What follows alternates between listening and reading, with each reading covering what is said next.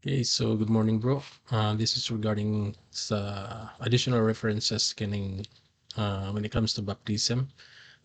So I know nga daghan na kag mga biblical references nga nagpamatuod nga it should be um, immersion or baptism by immersion mo gid na dapat ang ginasunod. So that is in line with the Bible and also sa mga historical evidence makita po na nato nga it is indeed baptism by immersion.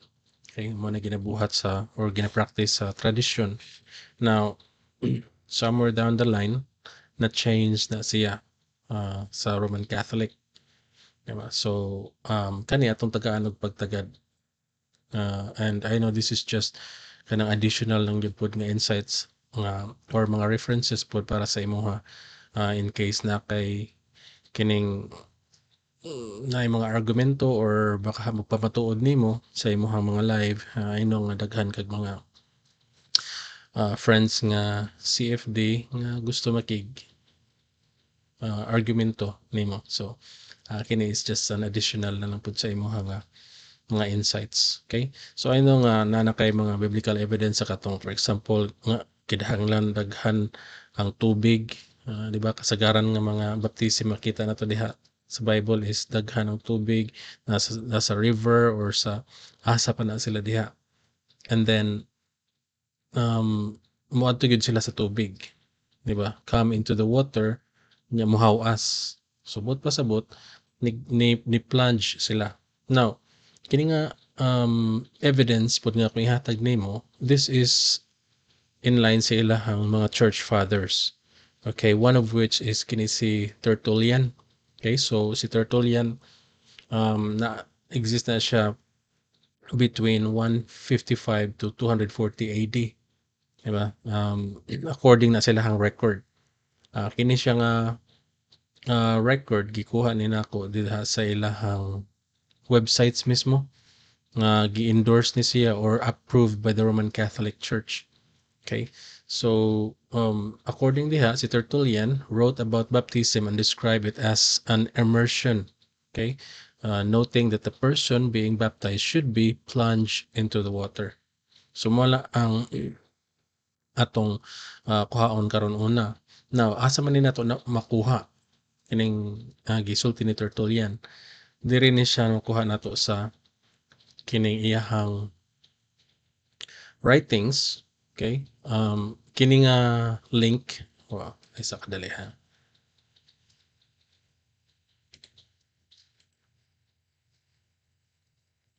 Okay, so na tay pointer.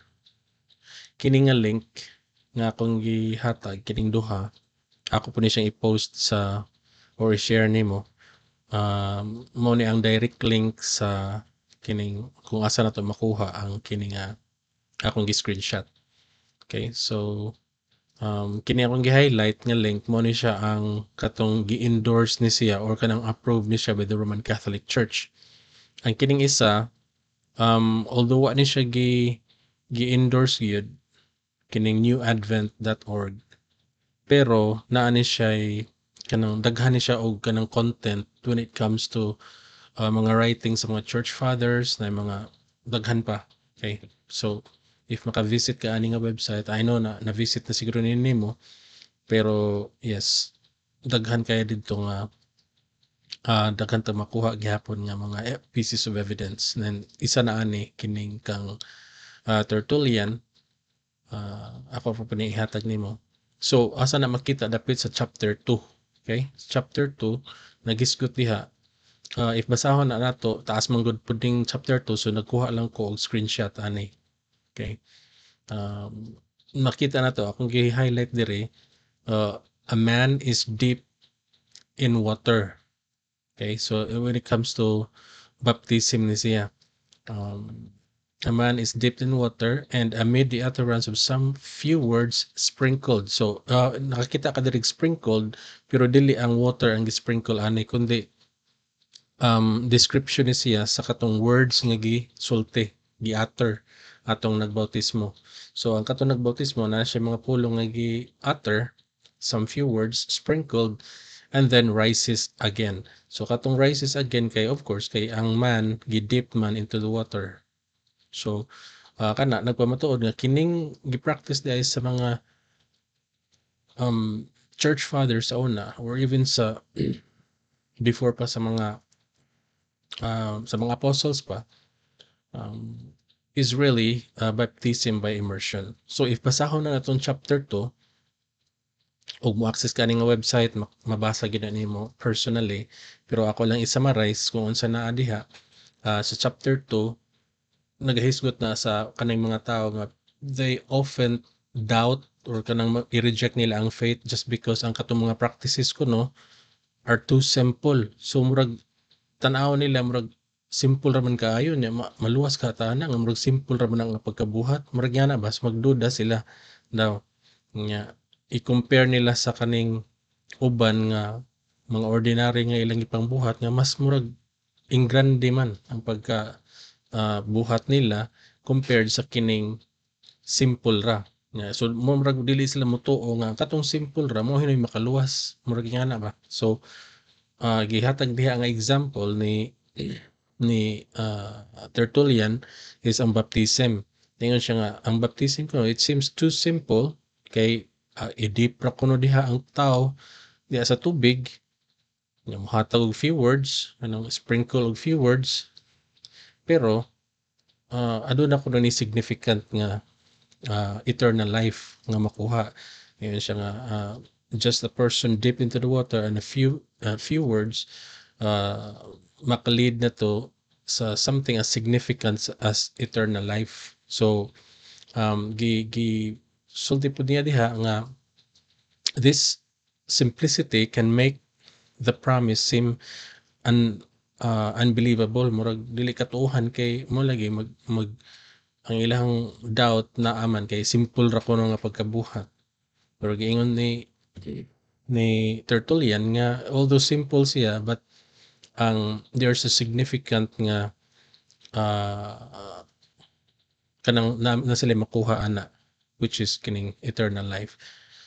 And gi-mention pa na niya daghan i-elaborate pa na niya pero this is just a summary so makabasa ka ana bro.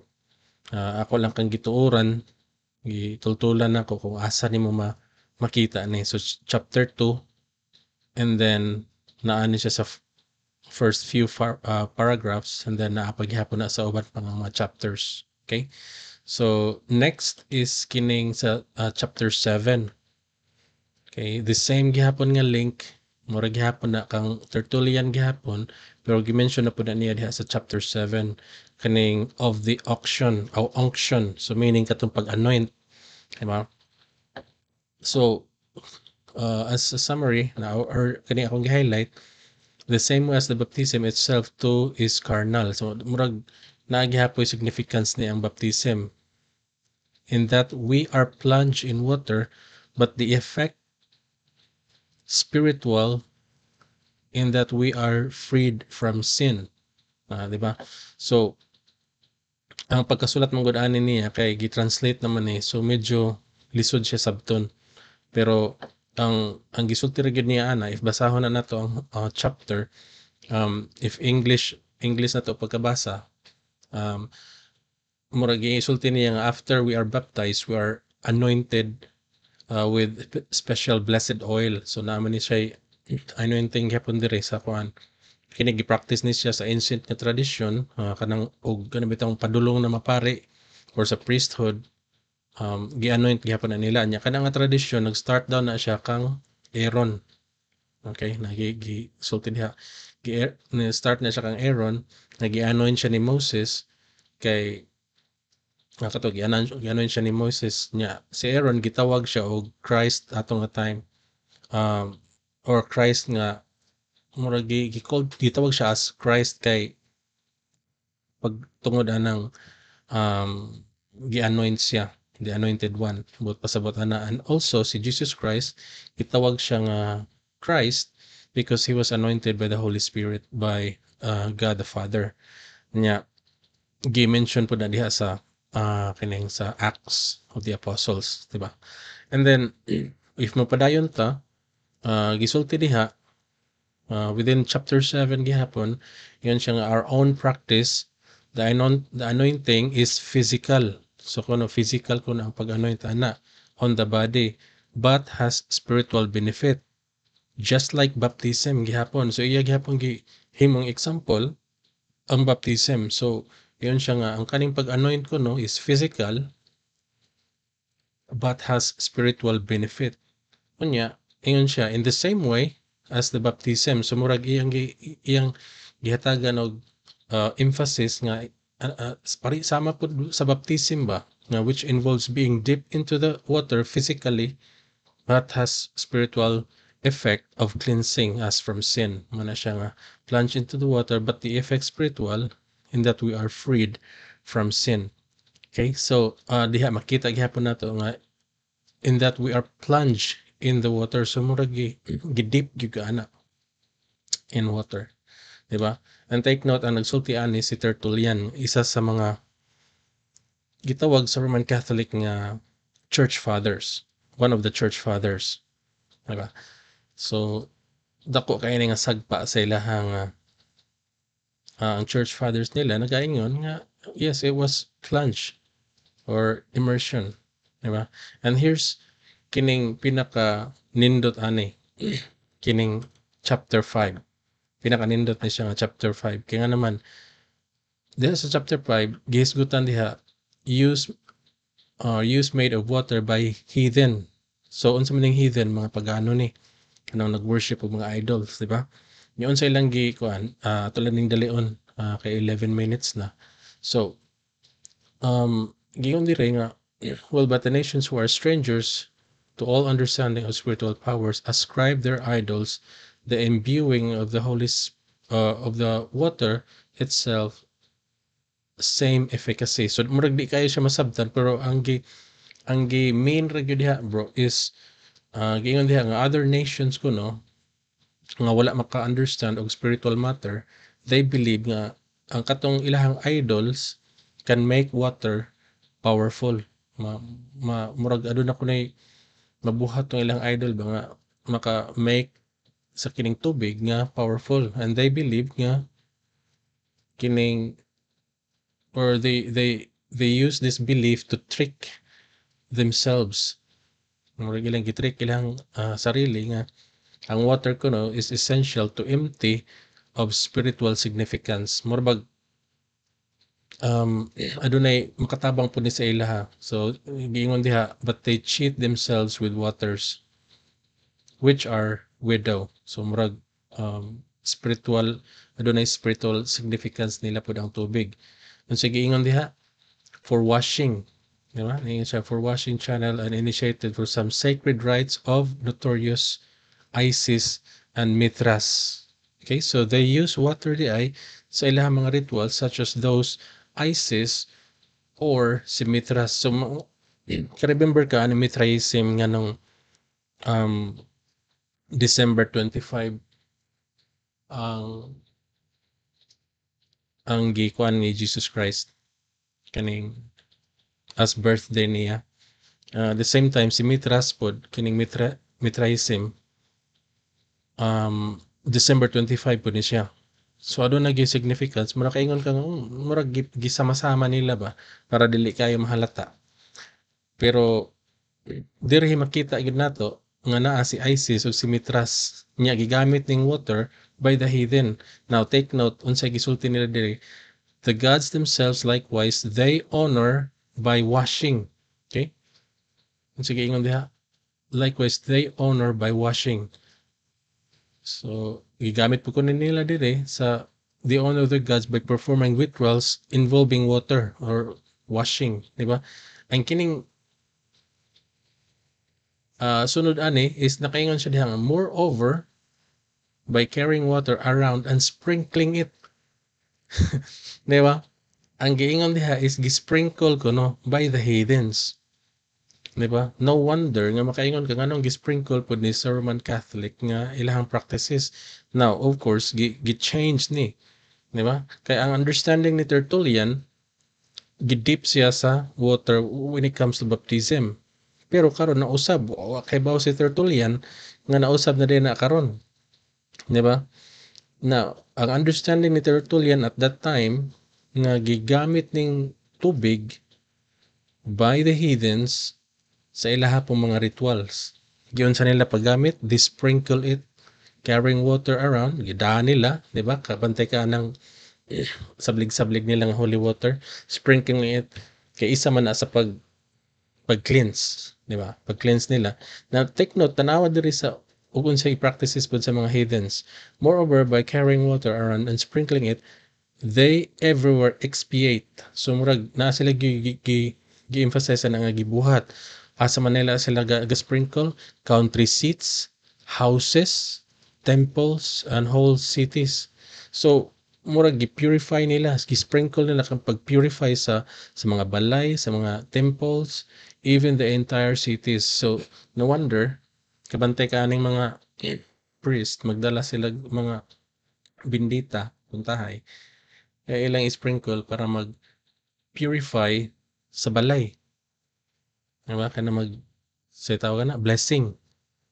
Diba? Even sa kanang mga graven images nila, mag-sprinkle sila sa kining ilahang graven images.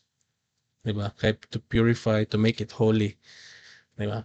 Pero unsa gibuhat ani sa mga heathens is the same nga ilahang gibuhat sa mga Roman Catholic. Diba? So, ipadayon nato at all events pagani na at all events at the Apollinarian and Eleusinian games they are baptized. So aduna sila paghinlo gihapon, baptism gihapon. So maklaro hinuon nato nga originally the baptism is to plunge into the water or by immersion giusab sa Roman Catholic. Diba? Kaya nga no, naay nito is sa kamatuoran. Diba? And no wonder nga mauna ing anak karon, it's because naay nito is sa kamatuoran nila. Mo na ilahang gisunod. Diba? Now, maluoy lang punta kay kuan pud na sila sa ilahang kasing-kasing nga kining tuyoon jud nila nga kay baw sila nga iya ni sa pagano pero gisunod gihapon nila no. Sa ilahang kasing-kasing is nagsunod sila sa insakto pero wa sila kabalo nga na-deceive di ay. Di ba? So medyo looy paminawon. And again, ang link diha na gihapon ako gihapon i-share. Even si Kuan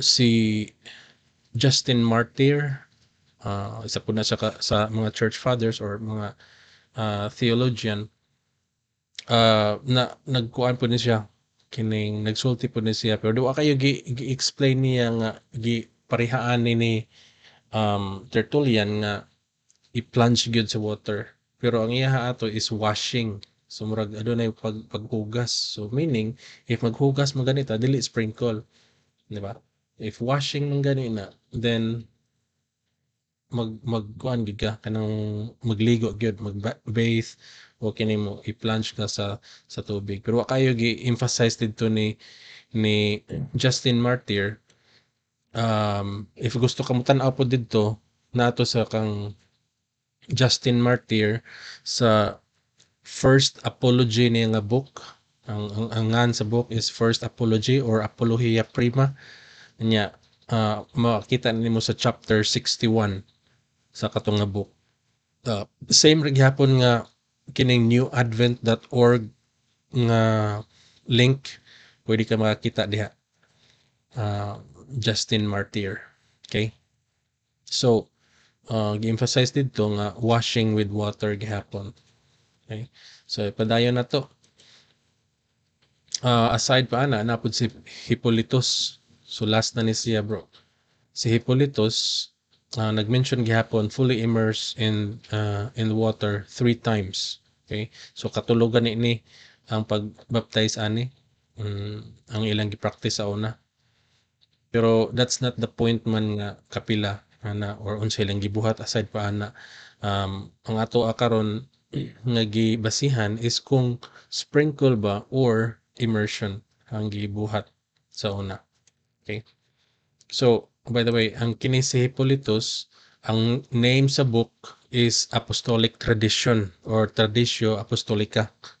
Okay? Makita na nimo diha sa chapter 21. Okay? Murag sa part 2 ni siya, kay ang part 1 um, siguro mga tama na to sa 15 niya. Ang part 2 nag-start ani sa 16 to 21. I'm not sure, basta kay part 2 na ni siya, pero naiuban nga mga copy, um, lahi ni siya og link nakuha bro di ay kay dili ni siya available dito sa katong duha ka link nga akong gihatag nga nailaing link ani ako pa di share nimo, pero makita na nimo didto nga unsay gibuhat. So if chapter 21, um taas po din siya chapter 21, daghan po ni siya, dili kay kini lang ang gi-mention ani. So if basahon na nimo didto, daghan pod ka og kining makita nga nagpamatuod nga kining moadto gid sila tubig, sila sa tubig.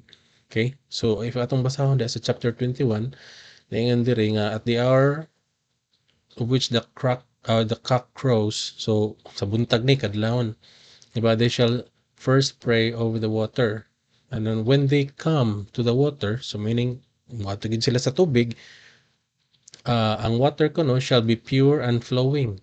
So nganong gikinahanglan man og pure and flowing if mag-sprinkle ra sila, di ba? So gikinahanglan gyud nga daw na big body of water, that is the water of spring or a flowing body of water. So naa gyud na nga mga river or spring, and they shall take off all their clothes.